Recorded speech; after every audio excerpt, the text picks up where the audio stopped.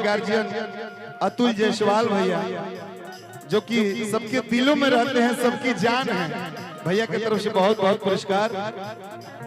लड़की के बड़े पापा हजारों हजार रुपए के पुरस्कार, हार्दिक हार्दिक उनका स्वागत। कहना है हृदय के भाव गुथले में मलिनिया जिसे हरा के,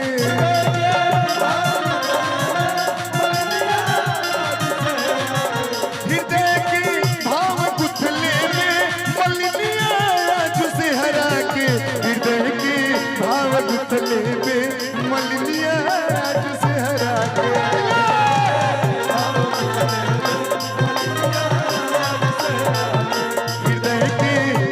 गुथले में मलिनिया आज से हरा के।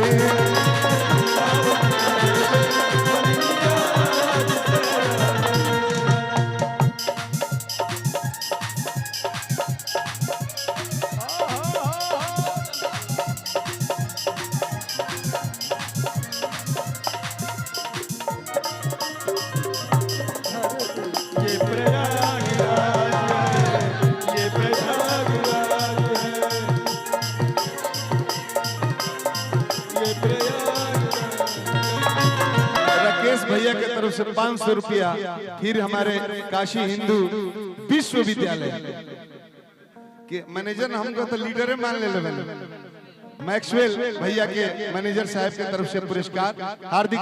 इसी लाइन के साथ मैं ये माइक अपने निशा उपाध्याय जी को देना चाहता हूँ। कहना है कहीं हीरा कहीं मोती,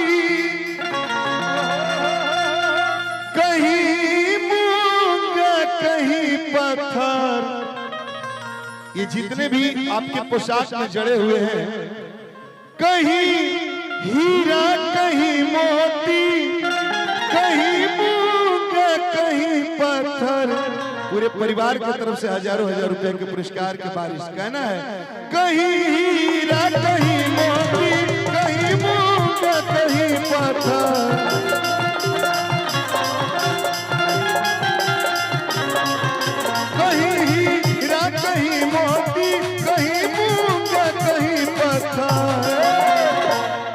खत्म करे कि कहीं पन ना पिरोलबा,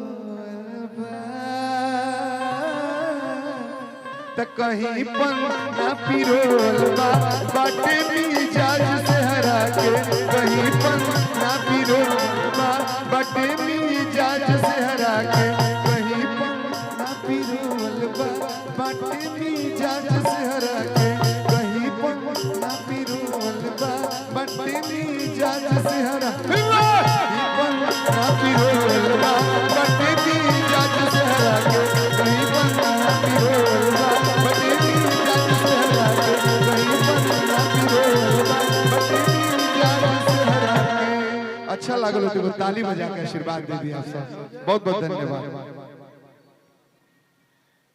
क्या बात।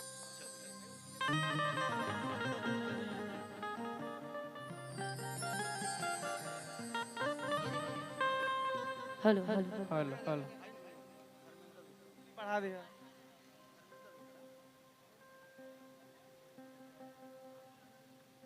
डबल डबल नाम बता रहे हैं।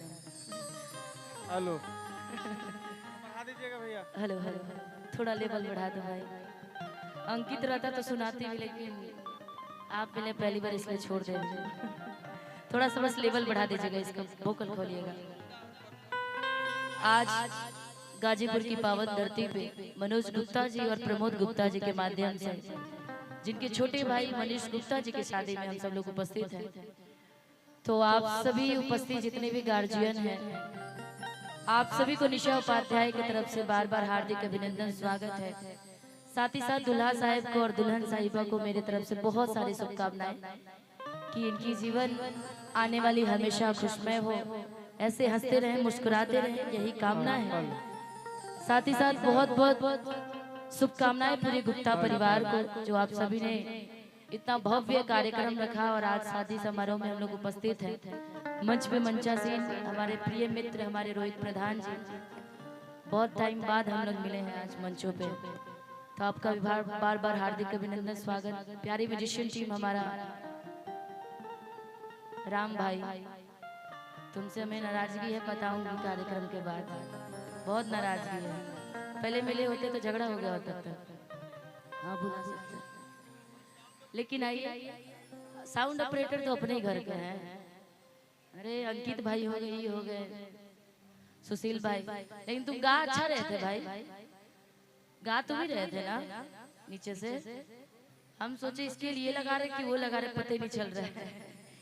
लेकिन फिर भी बहुत बहुत धन्यवाद। मंच पे हमारे दूल्हा साहब जी बेचारे इंतजार कर रहे दुल्हन साहिबा का, आंखों में वो प्यार लिए, इजहार लिए अपनी पत्नी के लिए।